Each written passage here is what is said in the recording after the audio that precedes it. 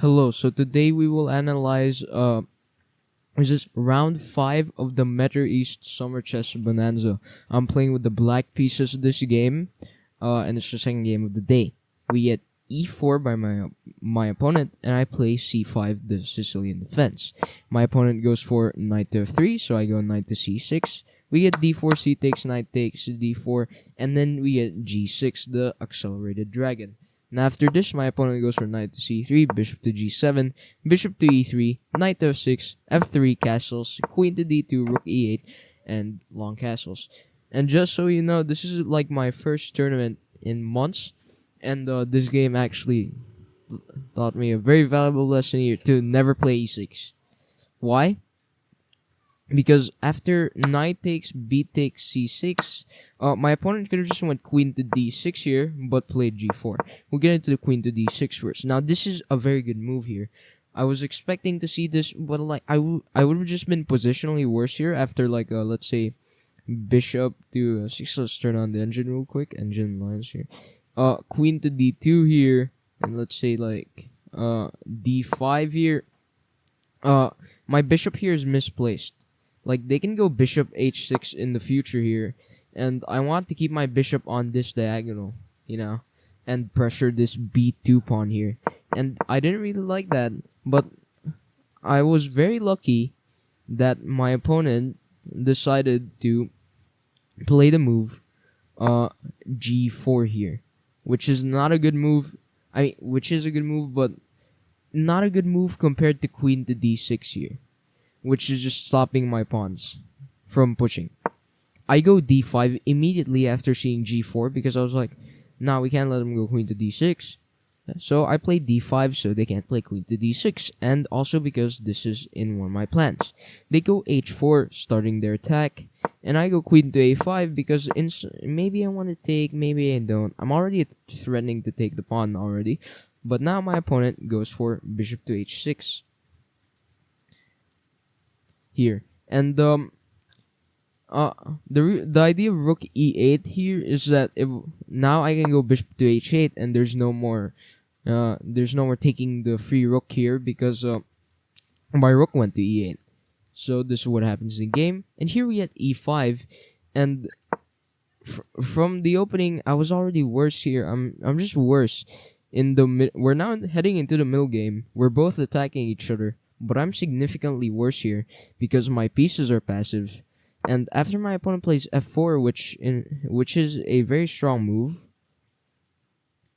I can't take this pawn. This pawn is causing a lot of issues for me here. And also, my opponent's going to be faster in the attack here because they've already pushed like 4 pawns. I have pushed like, what, 0? So yeah. After this move, I go rook b8. Let's put a rook on the b file, just in case. I really need to act fast here. They go a3 here. I don't know what this move does. I guess it prevents queen to b3 from coming in. I guess my opponent queen to b4, a3, and here I go bishop to a6. Bishop to a6. Okay, let's exchange bishops here.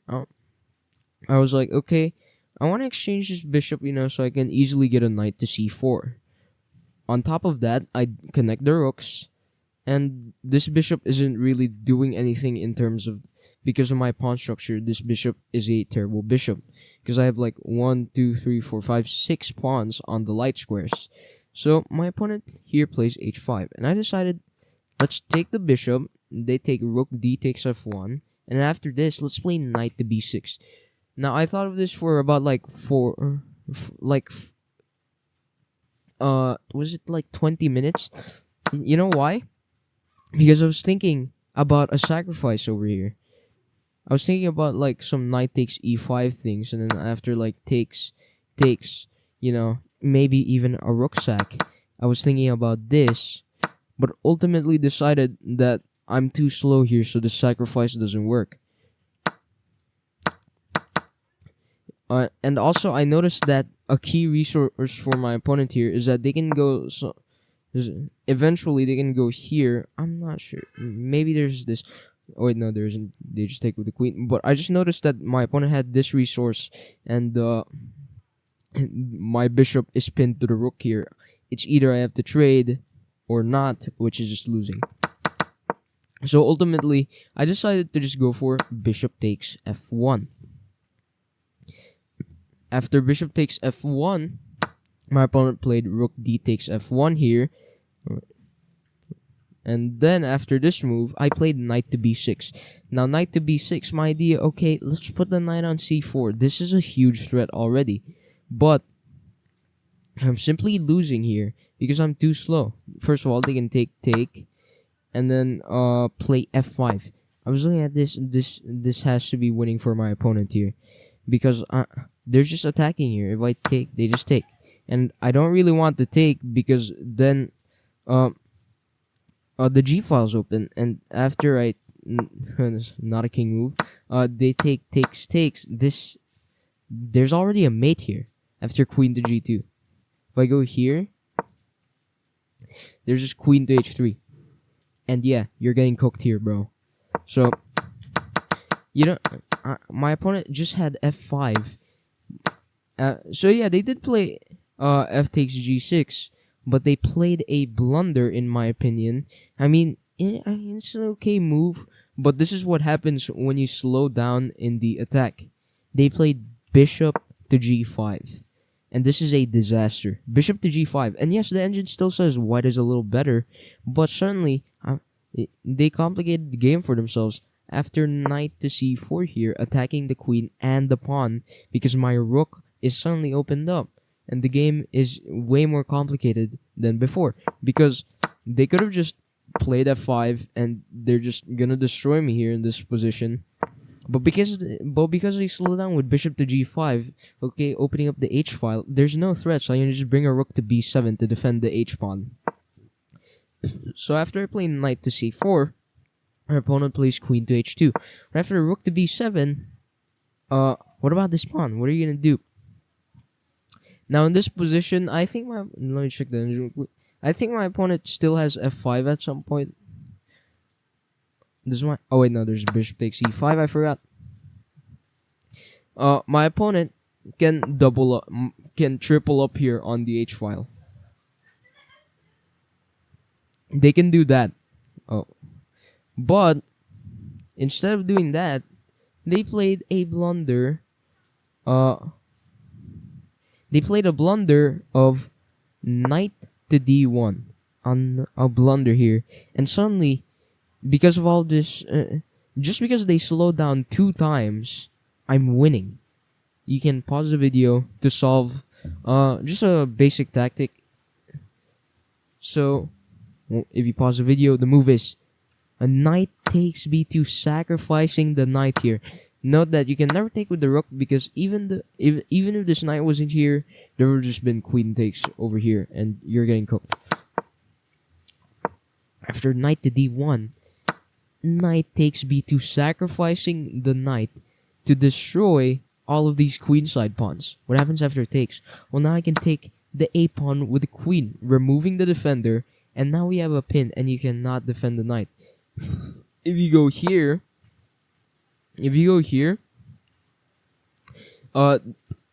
then first of all I can just take. Second, I can just go here, and you're getting cooked after like king to d2. I can just take the piece, and I can play this endgame. I'm pretty sure, like rook takes. I can play this endgame. I'm just up 2 pawns. This is what I had calculated, but there was an even stronger variation. But anyway, knight takes b2 here, and what are you going to do? My opponent accepted the piece sacrifice and then played king to d2 here. So after I takes, what's their idea? They're gonna go here, just rook b1, but I can just give a check here. And their idea was, okay, it's a skewer, but queen to d1 and queen to d4 check, king to e2, rook to f7 here, and my rook. I can never take this. Let's say trade rooks, because again, queen takes h7. This rook is doing such a great job defending my king here, so I put it on f7. My opponent now plays the move rook to b3. And again, you can pause the video again to solve this nice tactic. So if you pause the video, the move is bishop takes e5, another piece sacrifice. Wow. Yeah, we're taking so much pawns here. And if you take, then after queen takes g4 check, let's say you go here or something, then I can just take here, and I'm up 4 pawns in an endgame. I mean, not in an endgame, but I would definitely want to trade queens and just be up 4 pawns. And this is just completely winning for black. After bishop takes e5, they played the move rook to b3, declining this piece sacrifice, but getting some huge activity over on this h file. So after this, I played bishop takes f4. In my opinion, the only move to maintain an advantage, because bishop's hanging and we're attacking the queen, so you can't take this. Yet, after takes, I could go into this game, but I didn't really like it because of all the counterplay they were going to get with rook takes h7. I didn't really like this endgame for myself. Like, for example, if I take this already, I'm blundering a rook here, and this is just losing. Like, yes, even though my opponent only has 1 pawn, they have 2 rooks and I have 1, and they can easily just pick up my pawns. So yeah, this is just completely losing. I didn't really want to go into this, so I went for the more aggressive option. Rook takes f4. And the idea is rook to e4 is just a huge threat in this position here. And like, let's say the king goes to the f file, I'm bringing the rook in, you know, like, let's say they play a random move. I don't know, just any move. I just go check, right? Let's say the king goes here, I bring the other rook in, and you're getting cooked. Like, you go there, I win the queen. And if you go here, then I go here first. And I win the queen again. So yeah, you're getting cooked. You have to do something about this. My opponent decides to go here, attacking the queen. So after this, okay, let's just give a check.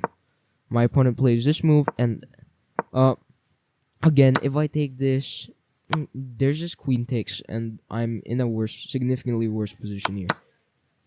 And so I decided, okay, let's just bring the rook to the defense here. And I already have a threat, not taking this pawn, but playing queen to f4 and going into an endgame of 4 pawns. My opponent plays rook to b3, which does nothing, so I just go queen to f4, takes. And this endgame is clearly winning, because 4 pawns against, 6 pawns against 2 here is a clear win, because their pawns are going to be a weakness. And I'm just going to create threats here. My opponent plays rook to a3. I play rook to e7 to defend the a pawn. My opponent plays rook to a6. After this move, I played c5. After that, my opponent played rook to e1, pressuring the pawn here. So I played e5, and I'm pushing. I'm pushing the pawns here. I played rook to d4 after rook to d6 to defend the pawn. My opponent played king to c3, e4. That's it. You're cooked. I'm pushing the pawn. They played g5, e3. Rook to b1, e2. Rook b8 check, king g7, and they can't stop me from queening. They played rook d8, rook dd8, e1 queen, and after king to b3, rook to b4, my opponent ended up resigning. So this game was very nice. This game demonstrates that you don't want to slow down in an opposite side castle at game. You know, like you don't want to just slow down. You have to be pretty fast. Like if you're going to slow down, it better be reasonable, because clearly allowing me to get some counterplay here with knight to c4 wasn't a good idea. And bishop to g5, the game was still fine, but then they slowed down for a second time with knight to d1, and that's where I just crushed their position, and suddenly I had the initiative. So after this whole tournament, it was also one of the openings I decided to learn here. I learned a nice move here. I think it was d4. Nice move here. I learned this after this tournament so that I would never play e6 again and head into a worse position. And that is the end of round 5. And bye.